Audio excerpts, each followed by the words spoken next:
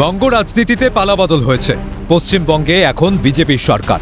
বাম আমল থেকে তৃণমূল জামানা সবকিছু সাক্ষী থেকেছে বিধানসভা। তবে যুগের সঙ্গে সঙ্গে ক্ষমতার ভারে বিধানসভার ঐতিহ্য গিয়ে ঠেকেছে তলানিতে। এবার বিধানসভার প্রাচীন ঐতিহ্য ফিরিয়ে আনার চেষ্টা বর্তমান সরকারের। সংবিধান মেনে বিধানসভার বহু নিয়ম মেনে চলার নির্দেশ মুখ্যমন্ত্রী শুভেন্দু অধিকারী। এছাড়াও বিধানসভায় গুরুত্ব পাবেন বিরোধীরা। পূর্ববর্তী সরকারের ক্ষমতার দাপট, একপেশে সিদ্ধান্ত, সব অতীত। এবার স্বচ্ছ কাজ হবে বিধানসভায়।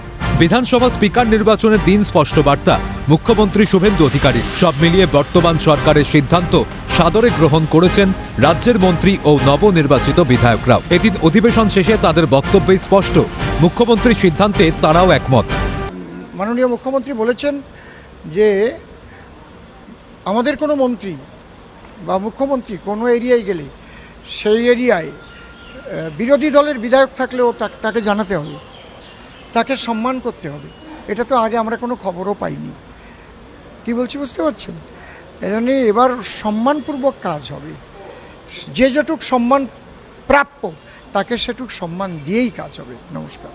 মুখ্যমন্ত্রী স্পষ্ট নির্দেশিকা দিয়েছেন কিভাবে কাজ করতে হবে।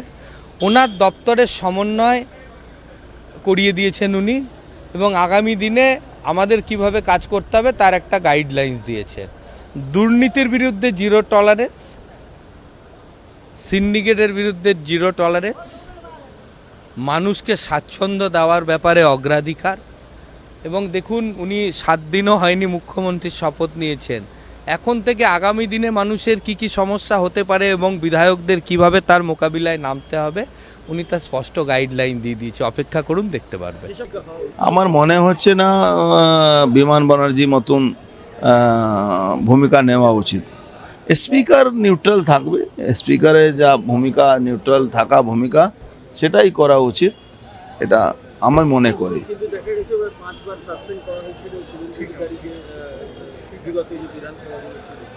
ও তো মমতা ব্যানার্জির দিকে সবসময় তাকিয়ে তাকিয়ে ডিসিশন নিত। ওরকম না করাটাই ভালো। স্পিকার একটা গরিমা থাকে, স্পিকার পদের একটা মূল্য আছে, সেই জায়গাটা আমার মনে হচ্ছে ঠিক হবে না। দেখুন, ব্যাপারটা হচ্ছে বিধানসভায় পরিষদীয় দল কি করবেন না করবেন তাদের অনেকটা ইখতিয়ারের মধ্যে পড়ে। তবে এতটুকুই, রীতিনীতি না কোনো রকমের বিসর্জন দেওয়া হয়। 10.5 কোটি মানুষের জন্য 294 জন আসছে। একদিন বিধানসভা করতে গেলে প্রায় কোটি টাকার কাছে খরচ আছে। সেই টাকাটা জনগণের ট্যাক্সের টাকা। সুতরাং এখানে একদিনের আধ ঘন্টা 10 মিনিট 15 মিনিট হই গত সেশনে আমরা দেখেছিলাম, ম্যাক্সিমাম সময় শুধু স্লোগানিং করে কেটে গিয়েছে। সেগুলো না হয়, মানুষের সাথে যাতে ব্যবহার হয় সেটা আমি চাইব। নতুন সরকারের প্রতি ভরসা রাখছেন শাসক বিরোধী উভয়। বিধানসভার ঐতিহ্য রক্ষায় উদ্যোগী বিরোধীদের একাংশ। ক্যামেরায় জ্যাকি সিং এর সঙ্গে সুদীপ্ত পালের রিপোর্ট, ক্যালকাটা নিউজ।